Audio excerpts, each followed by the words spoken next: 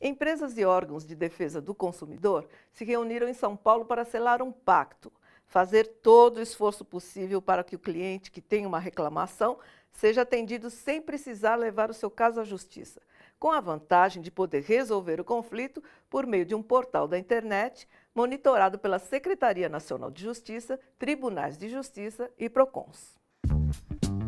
As prateleiras da Justiça do Estado de São Paulo estão abarrotadas de ações iniciadas por consumidores insatisfeitos com um produto ou serviço contratado. É quase 500 mil de processos que estão sujeitos a recursos e contestações e podem demorar até décadas para receberem uma sentença definitiva. Não é conveniente ingressar em juízo para todo e qualquer problema. A solução negociada é muito mais ética, é muito mais rápida e é muito menos dispendiosa. Uma cerimônia que ocorreu no Tribunal de Justiça de São Paulo reuniu empresas e órgãos de defesa do consumidor para selar um pacto. O compromisso é fazer todo o esforço para que o cliente que tem reclamação não leve o caso para a justiça.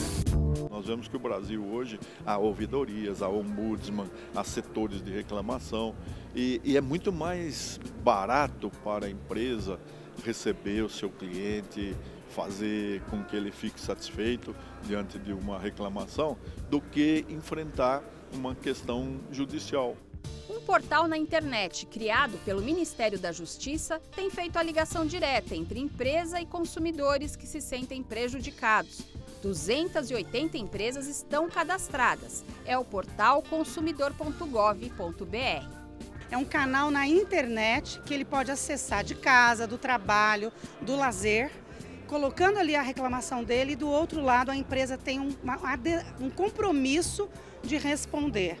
80% dos casos que chegam ao consumidor.gov são resolvidos em menos de 7 dias. O site é monitorado pela Secretaria Nacional de Justiça e PROCONs. Tribunais de Justiça de 6 estados e do Distrito Federal também acompanham as reclamações e as respostas das empresas. Das principais políticas que nós temos trabalhado no âmbito da Senacom é obrigar as empresas a não só investir na divulgação dos seus produtos e serviços, mas investir também no atendimento pós-contrato. Porque o melhor é que a empresa mesma resolva o problema do consumidor. O Tribunal de Justiça de São Paulo se comprometeu em tentar acordos com empresas cadastradas para casos que estão em andamento nos PROCONs, juizados especiais e até que já geraram ações na Justiça. O consumidor tem pressa, ele está com um serviço indisponível, ele está com um produto parado ou com defeito, então ele tem pressa. O que nós buscamos aqui a partir desse pacto é fazer uma entrega mais rápida para os consumidores que têm reclamações. São tantos os trâmites no desenrolar de um processo que fica fácil compreender por que tantas pessoas fora e dentro do meio jurídico batalham pela não judicialização de conflitos. Quanto tempo demora um processo? Depende do tipo de processo e depende do que acontecer no processo. Um processo pode durar alguma coisa em torno de 6 meses, às vezes até menos, se a gente tem uma audiência marcada rápida ou se a parte contrária procura para fazer um acordo. Até 10 anos. Hoje em dia, os processos que a gente tem tramitando, vamos imaginar um processo que tramite uma fase mais ou menos assim razoável em termos de fase de conhecimento até a sentença em primeira instância. A gente deve ter cerca de 1 ano, talvez, média. Lógico, tem lugares muito mais rápidos, várias muito mais rápidas e outras muito mais demoradas. Mas uma situação média, alguma coisa em torno de 1 ano.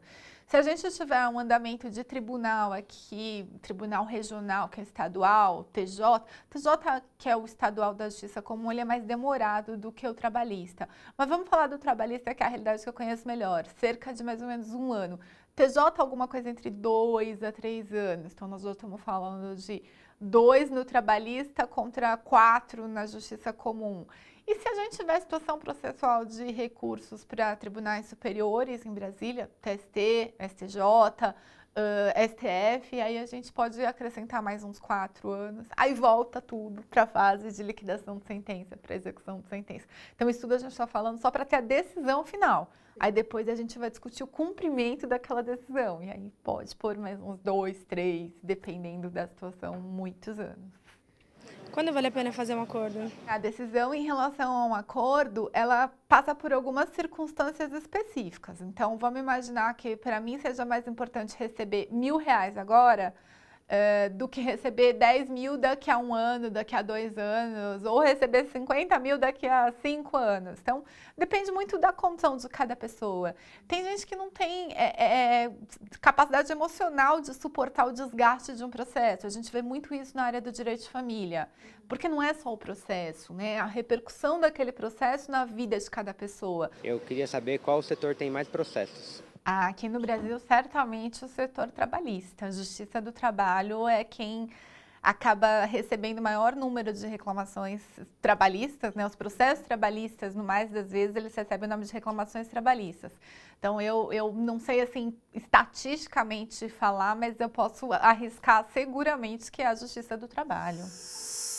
No próximo bloco, prefeituras que reduzirem a quantidade de ações judiciais receberão o selo de município amigo da Justiça.